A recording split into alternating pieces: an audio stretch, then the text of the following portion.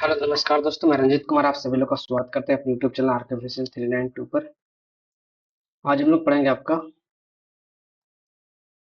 भक्ति आंदोलन के बारे में। ठीक है, तो चलिए हम लोग सेशन की शुरुआत करते हैं। और आज हम लोग पढ़ेंगे आपका भक्ति मूवमेंट के बारे में।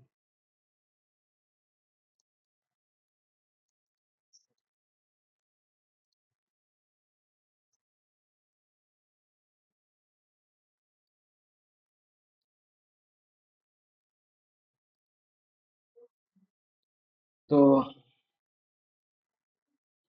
हम लोग भक्ति आंदोलन के बारे में पढ़ेंगे। चलिए हम सेशन की शुरुआत करते हैं आपका। एक चीज याद रखिए कि दोस्तों, भारत में जो भक्ति आंदोलन की जो शुरुआत हुई थी आपका मेनली आपका साउथ इंडिया से हुई थी। भारत में आपका भक्ति आंदोलन की शुरुआत कहाँ से हुई थी? आपका साउथ इंडिया से हुई थी आपका। ठीक है, और भक्ति आंदोलन को हम लोग दो तरीके से पढ़ सकते हैं आपका।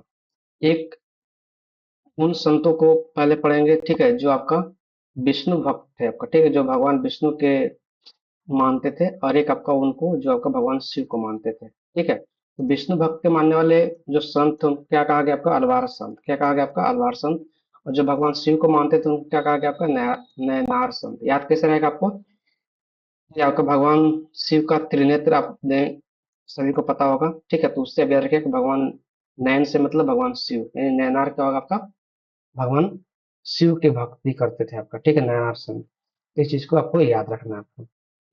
ठीक है, और अलवार जो संत थे आपका वो भगवान विष्णु के भक्त थे। दो इंपॉर्टेंट चीजें हैं जो एग्जाम में आपका आता है आपको। इस सेशन का मेन जो ऑब्जेक्टिव है दोस्तों, आपका वनडे एग्जाम्स में आपको जो ऑब्जेक्टिव टाइप का क्वेश्चन आते हैं उसको आपको रिवाइज कराना। ठीक है, ये आपका बहुत ज्यादा हम इसमें डिटेल्स में आपको नहीं समझाएंगे ना पढ़ाएंगे आपका। हम मेन मेन जो फैक्ट जो एग्जाम में आता है उसको हम लोग यहाँ पे देखेंगे आपका। कुछ इंपॉर्टेंट जो कॉन्सेप्ट है उसको भी समझाते चलेंगे। तो हो गया अलवार संत आपका। ठीक है, तो अलवार संत में अगर हम लोग बात करें दोस्तों, तो अलवार संत में बहुत सारे संत हुए। ठीक है, उनमें से एक संत थे आपका अंडाल। कौन थे? आपका अंडाल थे। ठीक है, और अंडाल जो थे आपका ये महिला संत थे, इसलिए आपको इसको याद रखना आपको। टोटल अलवार में जो है आपका संतों की संख्या 12 हुई। ठीक है, अलवार संतों की संख्या कितनी थी? 12। उसमें से सिर्फ एक आपका महिला संत थे। कौन थे? आपका अंडाल थे, इसलिए आपका अंडाल यहाँ पे लिखा हुआ है, इसको याद रखिएगा। ठीक है, और नैनार संतों में अगर बात करें तो निरुना बुकरस्सु सुंदरमूर्ति और इस बहुत सारे आपका नैनार संत हुए। लगभग आपका 63 नैनार संत हुए। इस चीज को भी आपको याद रखिएगा। आगे बात करें हम लोग आपका अलवार के बारे में। ठीक है, तो एक चीज याद रखिए कि अलवार का मतलब क्या होता है? आपका अलवार का मतलब होता है ज्ञानी आदमी। क्या होता है? आपका ज्ञानी आदमी होता है। तो कभी कभी पूछा जाता है कि अलवार का मतलब क्या होता है, तो अलवार मीन्स क्या होता है? आपका ज्ञानी आदमी होता है। तो इस चीज को भी आपको याद रखना है आपका। दूसरी बात आपको यह भी याद रखना है कि जो अलवार जो संत थे आपका वो एक ईश्वर पर बल देते थे। ठीक है, एक ईश्वर को मतलब कि बोलते थे कि आपका एक ही एक जो सिंगल जो आपका गॉड का जो कॉन्सेप्ट है उसको मानने वाले जो लोग थे आपका वो अलवार संत थे। एक भगवान को मानने वाले लोग थे। कौन थे? आपका अलवार संत लोग। इस चीज को भी याद रखिएगा। और अलवार संत अगर भगवान विष्णु की आराधना करते थे, तो सबसे पहले भी बताया आपको अलवार संत किसके भक्त थे? आपका तो भगवान विष्णु के भक्त थे। नेक्स्ट आपका कि अलवार जो संत थे मोक्ष प्राप्ति के लिए उन्होंने आपका दो चीजों के पर जोर दिया। क्या क्या? आपका भक्ति और पूजा पर।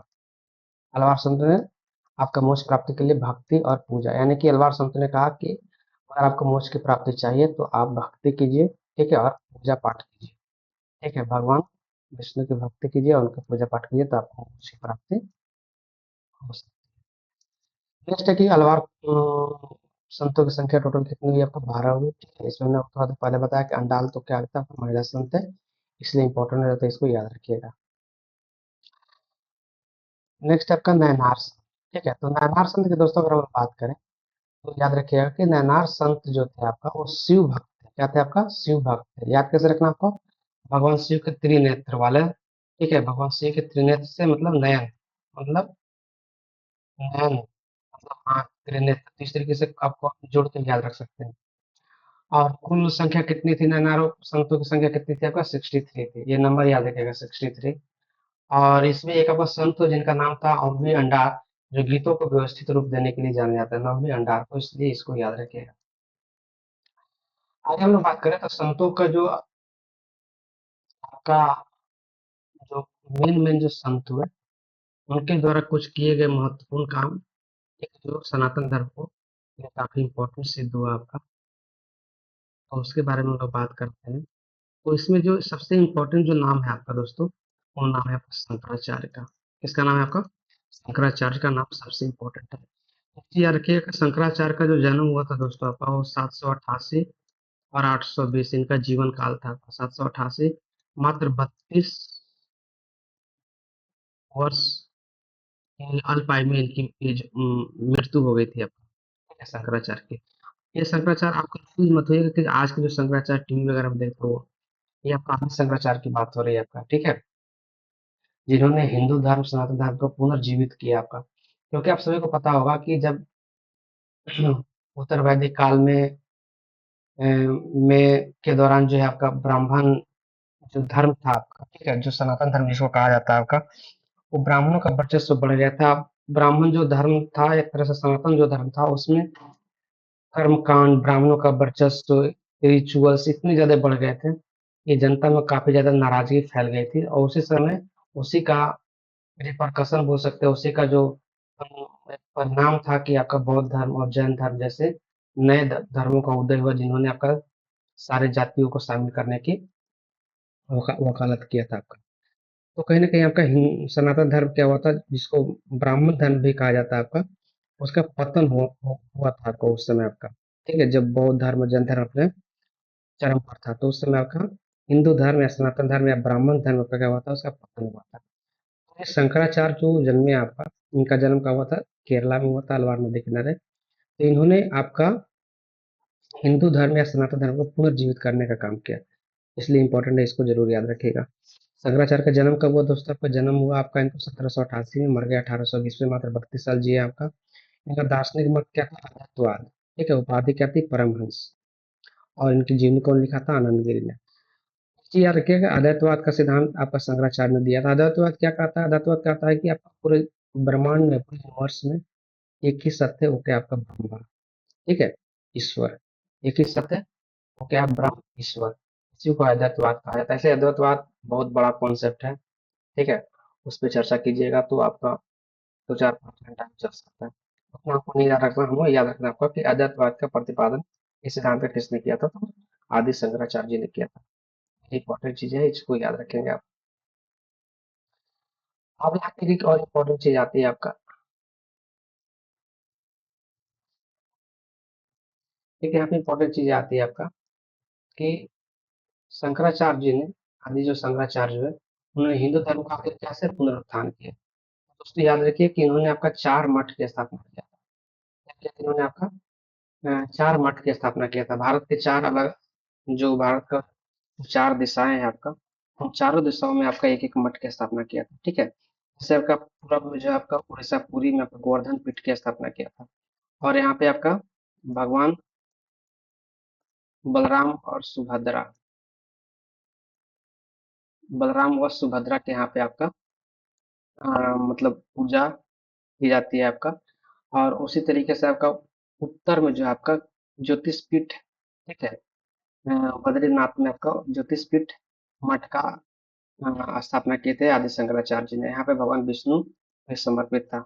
वहीं पश्चिम में अगर बात करें तो शारदा पीठ की स्थापना द्वारका गुजरात में किया गया था। यहाँ पे भगवान कृष्ण को समर्पित था आपका ये। और श्रृंगेरी पीठ में आपका मैसूर कर्नाटका में, ये आपका भगवान शिव को समर्पित था। ये 4 पीठों की स्थापना किए थे किसने? आपका आदि शंकराचार्य ने, और हिंदू धर्म को पुनर्जीवित करने का काम किया था। अगर बात करें दोस्तों, आपके द्वारा लिखी गई किताबें कौन सी इंपॉर्टेंट है आपका? तो गीता भाष्य एक किताब था, ये याद रखिएगा, कभी भी पूछ लेता है एग्जाम में, इंपॉर्टेंट था आपका।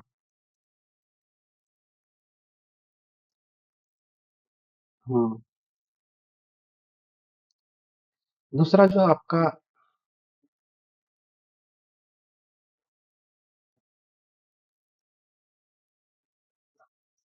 दूसरा जो आपका इम्पोर्टेंट जो अलवर जो संत थे, उनका नाम था आपका रामानुजाचार्य का, ठीक है, रामानुजाचार्य का, जिनको विष्णु के अवतार के रूप में देखा गया है। रामानुजाचार्य को क्या देखा गया था? विष्णु के अवतार के रूप में देखा गया। और ये दक्षिण भारत में भक्ति आंदोलन के प्रणेता माने जाते हैं। रामानुजाचार्य के आपका दक्षिण भारत में भक्ति आंदोलन के प्रणेता के रूप में माने जाते हैं, इसलिए याद और इन्होंने भी एक आपका सिद्धांत दिया था, उनका सिद्धांत का नाम था विशिष्ट दैव दर्शन। विशिष्ट दैव दर्शन, ये इंपॉर्टेंट है। इसके अलावा रामानुचार्य ने चारों वर्णों, ठीक है, ब्राह्मण क्षत्रिय वैश्य और शूद्र सबको शामिल किया था। मतलब कोई भी लोग आपका भक्ति कर सकता है, भगवान का आराधना कर सकता है। ठीक है, इनका शिष्य भी आपका रविदास जो चमार जाति के थे, कबीर जो जुलाहा थे आपका, सेना भी एक आपका जो बढ़ी थे आपका, ठीक है, और सघन जो कसाई था आपका, ये इन चारों को उन्होंने आपका अपना शिष्य बनाया था। तीसरा जो नाम आता है दोस्तों इसमें आपका इम्पोर्टेंट नाम, वो नाम है आपका रामानंद का। रामानंद का इम्पोर्टेंट है, याद रखिएगा। ठीक है, रामानंद के गुरु कौन हुए? तो रामानुजाचार्य जो पहले पढ़े, थोड़ा थोड़ा देर पढ़ा, थोड़ा देर से पहले हमने पढ़ा आपका। और एक खासियत था कि इनका जन्म कहाँ पर हुआ था रामानंद का? तो प्रयागराज में हुआ था। कहाँ हुआ था? प्रयागराज आपका यूपी में हुआ था। ठीक है, और इन्होंने आपका अपना जो उपदेश दिया वो आपको हिंदी भाषा में दिया। इन्होंने अपना जो उपदेश दिया था वो किसमें दिया था? हिंदी भाषा में दिया था। ठीक है, इसके अलावा जो रामानंद जो थे आपका, ये भारत के पहले महान संत थे, उत्तर भारत के पहले महान संत थे आपका। हाँ, तो यहाँ पे रामानंद जो थे आपका उत्तर भारत के पहले महान संत थे। मतलब अभी तक जितने हमने पढ़ा था वो सबका, सारे के सारे संतों का ओरिजिन क्या था? वो सबका सब साउथ था, लेकिन रामानंद पहले ऐसे संत थे जिनका ओरिजिन, जिनका जन्म वगैरह कहाँ हुआ आपका? नॉर्थ इंडिया में हुआ। तो ये इंपॉर्टेंट है आपका। और ये प्रथम वैष्णव धर्म गुरु थे उत्तर भारत से। क्या था आपका? प्रथम वैष्णव धर्म गुरु थे उत्तर भारत से, इसलिए इंपॉर्टेंट। यदि चेला की बात करें तो कबीर, रैदास, पद्मावती, नरहरि, धन्ना से, ये सब इनके शिष्य थे आप।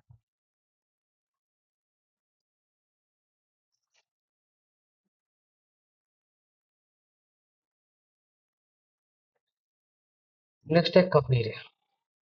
कबीर भी संत हुए आपका। तो कबीर ने आपका एक ईश्वरवाद पर वो आपका बल दिया। मतलब सिर्फ भगवान एक ही है आपका, चाहे वो अलग अलग रूपों में हो, चाहे राम हो, श्याम हो, ईसा हो, अल्लाह हो। ठीक है, सबके सब भगवान है, लेकिन सब एक ही है आपका, सिर्फ आपका नाम अलग अलग है। उन्होंने एक ईश्वरवाद पर आपका जोर दिया था कबीर ने आपका। और कबीर ने आपका मूर्ति पूजा, तीर्थ यात्रा, गंगा स्नान, नमाज, इन सबको खारिज किया था। इन सब में उनको विश्वास नहीं था। ठीक है, और कबीर की अगर बात करें दोस्तों किताब लिखने की, तो कबीर ने आपका किताब लिखा था शबद, साके, रामायणी, मंगल, होली। ये सब किताब किसकी है? आपका कबीर की है। एग्जाम में आते ही याद रखेंगे। नेक्स्ट आपका जो संत है रैदास, जिनको संतों का संत कहा जाता है। संतों का संत जब भी एग्जाम में आए तो संतों का संत कौन होंगे? It will be Raidas. संतों का संत कौन था आपका? तो रैदास थे, ये इंपॉर्टेंट है। गुरु नानक के बारे में हम लोग पढ़ते हैं आपका सिख धर्म में आपका।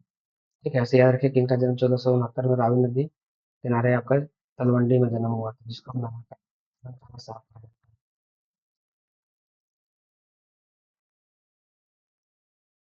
नेक्स्ट है आपका वैष्णव आंदोलन। ठीक है, तो अगर हम लोग वैष्णव आंदोलन की अगर दोस्तों में अगर बात करें हम लोग,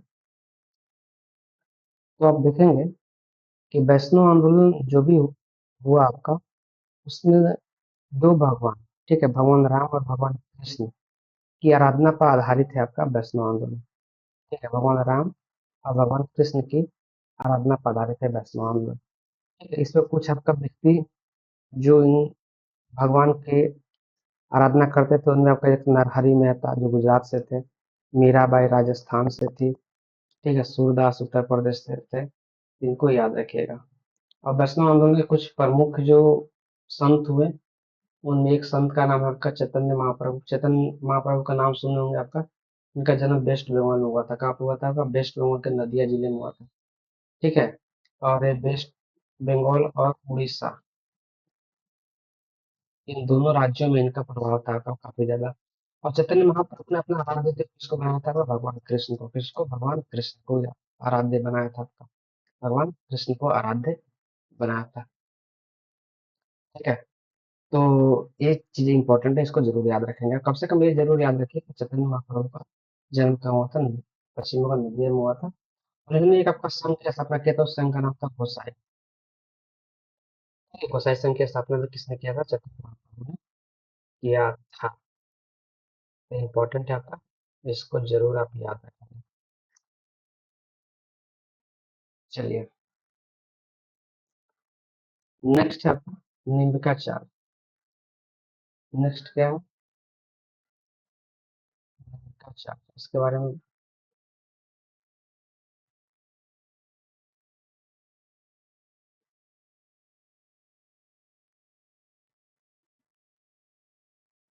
हम्म। तो नेक्स्ट जो पढ़ना है आपको निम्बिका चार्ज के बारे में पढ़ना है आपका, ठीक है। तो निम्बिका चार्ज जो थी दोस्तों आपका, ये सगुण भक्ति के समर्थक थे। कौन से भक्ति के? सगुण तो होता है आपका, एक होता है सगुण, एक होता है निर्गुण, ठीक है। निर्गुण, सगुण मतलब निर्गुण।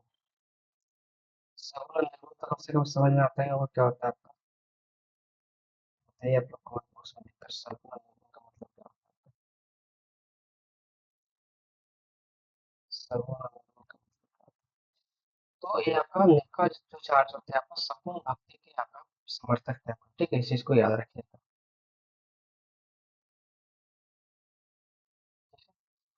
और ये भी जो थे आपका कृष्ण, उनका उनका चार्ज जो संत हुए आपका, उन्होंने कृष्ण को शंकर का अवतार मानते थे, ठीक है।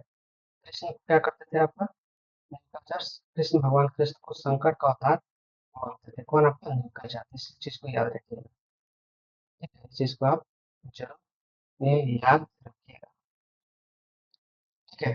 इसके अलावा जो नीलकंठ चार्ट थे दोस्तों को दैतवाद और अदैतवाद दोनों को स्वीकृति दी थी इन्होंने आपको, ठीक है। दोनों को क्या किया था आपका, स्वीकृति इन्होंने दिया था। और इसके अलावा सुदर्शन चक्र का अवतार माना जाता है, सुदर्शन चक्र का अवतार माना जाता है किनको? आपका नीलकंठ को, ठीक है। सुदर्शन चक्र का अवतार किससे माना जाता है? नीलकंठ। से क्वेश्चन आपको एग्जाम में पूछा जा सकता है कि सुदर्शन चक्र का अवतार किससे माना जाता है, तो नीलकंठ को इम्पोर्टेंट है, इसको याद रखिएगा। यहाँ पे कृष्ण की बातें आ रही है, आपको कृष्ण से जुड़ा हुआ एक मंत्र है जो उसको जरूर याद रखिएगा। और मंत्र जो फेमस है, पढ़ सुने होंगे, ओम नमः भगवते, ओम नमः भगवते वासुदेवाय कृष्णाय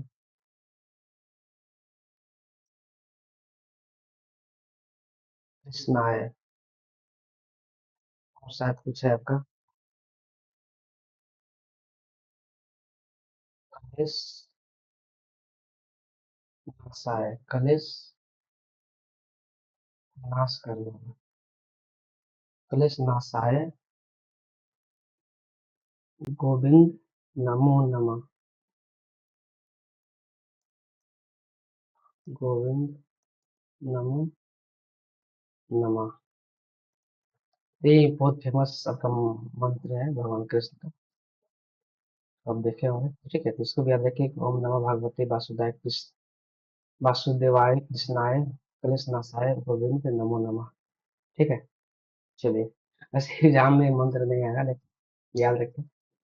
नेक्स्ट आपका जो संत है वो माधवाचार्य था, ठीक है। इन्होंने अद्वैतवाद के सिद्धांत का इन्होंने क्या किया, आपका खंडन किया।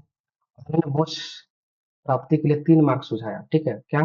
एक कर्म, ज्ञान और भक्ति, यानी कर्म से, ज्ञान से और भक्ति, इन तीनों सिद्धांतों से ही क्या कर सकता है कोई इंसान, कोई आपका प्राणी, मनुष्य मोक्ष की प्राप्ति कर सकता है। अगला जो संत हुए आपका वो सूरदास हुए दोस्तों। आपका सूरदास क्या था? वो कृष्ण प्रेमी थे। इन्होंने जो भी अपनी रचनाएं की उसमें हमका भगवान कृष्ण को आराध्य मानकर सारी रचनाएं इन्होंने किया। इनकी किताब है सूर सागर और साहित्य लहरी। ये किताब इंपॉर्टेंट जरूर याद रखिएगा। सूर सागर किसने लिखा? साहित्य लहरी किसने लिखा आपका? तो ये आपका सूरदास ने लिखा था। और नेक्स्ट आपका तुलसीदास आता है, ठीक है, जो अकबर के समय आपका हुए। उन्होंने किताब लिखा था विनय पत्रिका गीतावली, ठीक है। रामचरित्र मानस भी याद रखिएगा, रामचरित्र मानस।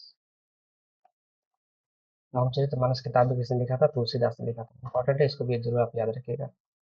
अगला जो संत हुए आपको मीराबाई, ठीक है। मीराबाई, मीराबाई आपको पता होगा कि मीराबाई एक ये बचपन में किताबें में पढ़ते थे हम लोग अपने मीराबाई के बारे में आपका, कि मीराबाई क्या थी? वो कृष्ण प्रेमी थे, ठीक है।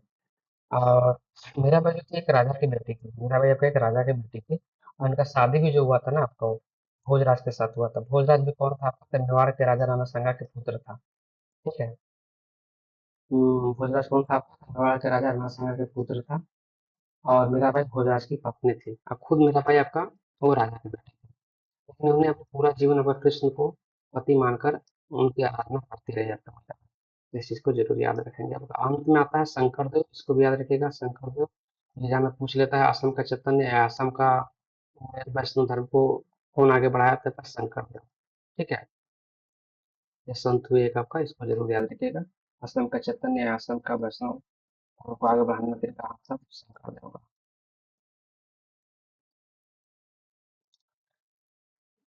आगे बात आती है महाराष्ट्र में जो आपका हम्म हम्म, महाराष्ट्र में भी जिस तरीके से साउथ में नॉर्थ में आपका भक्ति आंदोलन बढ़ा, उस तरीके से महाराष्ट्र के इलाके में का स्पेशल आपका कुछ संत हुए जिन्होंने आपका वैष्णववादी धर्म यानी कि भगवान विष्णु का आराध्य मानते हुए धर्म को प्रचारित किया। ठीक है। तो इस महाराष्ट्र के इलाके में जो वैष्णववादी धर्म जो फैला, उसको हम क्या बोलते हैं? पंढरपुर आंदोलन के नाम से भी जानते हैं उसको। पंढरपुर आंदोलन के नाम से भी जानते हैं। पूछ लेगा आपको पंढरपुर आंदोलन का संबंध किस धर्म से है, तो वैष्णववादी धर्म से। आप इसको याद रखिएगा। और महाराष्ट्र में जो वैष्णववादी धर्म जो था तो दोस्तों, उसके मुख्य देवता कौन थे? विठोबा। कौन थे आपका? विठोबा थे। ये भी इंपॉर्टेंट है, इसको जरूर आप याद रखेंगे। विठोबा, विठोबा क्या है ये पूछ लेगा आपको, तो ये आपका देवता के रूप में माना जाता है। और इसमें एक चीज इंपॉर्टेंट है आपका, कि जो महाराष्ट्र में जो संत हुए ना आपका, उसमें आपका जैसे ज्ञानेश्वर है। ठीक है। इसके अलावा आपका नामदेव। इसके अलावा हो गया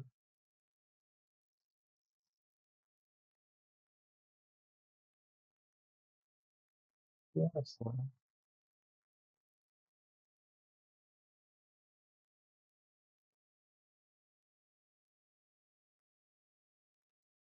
हम्म, एकनाथ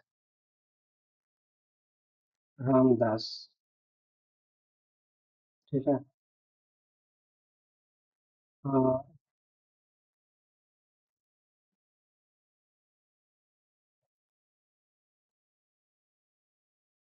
तुकाराम। ये 5 संत हुए जो आपका महाराष्ट्र में। ठीक है। इन 5 संतों ने आपका ज्ञानेश्वर, नामदेव, एकनाथ, तुकाराम और रामदास महाराष्ट्र में वैष्णववादी धर्म, ठीक है, जिसको पंडित आंदोलन के नाम से भी जानते हैं, इसको उन्होंने आगे बढ़ाया आपका। कैसे बढ़ाया आपका? महाराष्ट्र के जो पॉलिटिशियंस है ना, आप उनका नाम में भी देखे होंगे आपको, वहाँ पे बहुत सारा ऐसा नाम मिल जाएगा। जैसे उस समय वहाँ पे आपका एकनाथ शिंदे जो आपका मुख्यमंत्री हुआ करता है, अभी शायद उप मुख्यमंत्री है आपका। ठीक है। रामदास अठावले का नाम सुने होंगे, एकनाथ शिंदे का नाम सुने होंगे आपका। ठीक है। तुकाराम वगैरह बहुत सारा नाम सुने होंगे। ये सब कहीं ना कहीं आपका भगवान से जुड़ा हुआ है, इसलिए वो नाम रखा जाता है। जैसे हम लोग नॉर्थ इंडिया में देखते हैं ना आपका श्यामनंदन, कृष्णनंदन, रामेश्वर, ये हो, भगवान से जुड़े हुए नामों को रखा जाता है। तो सिर से वहां पर भी आता है, मतलब प्रभाव काफी ज्यादा था इन संतों का महाराष्ट्र के इलाके में। तो ज्ञानेश्वर के पास में दोस्तों, तो ज्ञानेश्वर ने गीता का मराठी रूप भावार्थ दीपिका को लिखा था। ये इंपॉर्टेंट है, याद रखिएगा। ज्ञानेश्वर ने गीता के मराठी रूप भावार्थ दीपिका को लिखा था, इंपॉर्टेंट है। इसी के अलावा रहस्यवादी संप्रदाय को उन्होंने आपका शुरू किया था, ये भी इंपॉर्टेंट है। ठीक है, इसको याद रखेंगे। और सांप सीढ़ी का खेल की शुरुआत में किसने किया था आपका? तो ज्ञानेश्वर जी ने किया था। सांप सीढ़ी खेल की शुरुआत जो लूडो में देखते हैं ना, इसकी शुरुआत भी किसने किया था? ज्ञानेश्वर जी ने किया था, इंपॉर्टेंट है, इसको याद रखेंगे। नामदेव की बात करें तो नामदेव को संत शिरोमणि के नाम से जानते हैं। पहले आपका संत बनने से पहले डाकू हुआ करते थे, भरकरी संप्रदाय के साथ स्टार्टेड भरकरी संप्रदाय। समझे?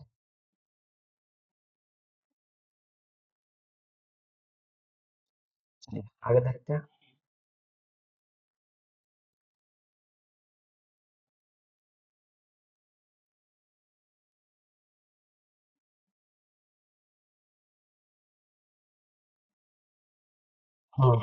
नेक्स्ट है आपका एकनाथ। एकनाथ के बारे में कुछ ज्यादा याद नहीं रखना, वो तुक्काराम के बारे में जरूर याद रखिए कि आपके सुदर्शन ने किताब लिखा था अभंग। किसा कौन सा किताब लिखा था आपका? अभंग।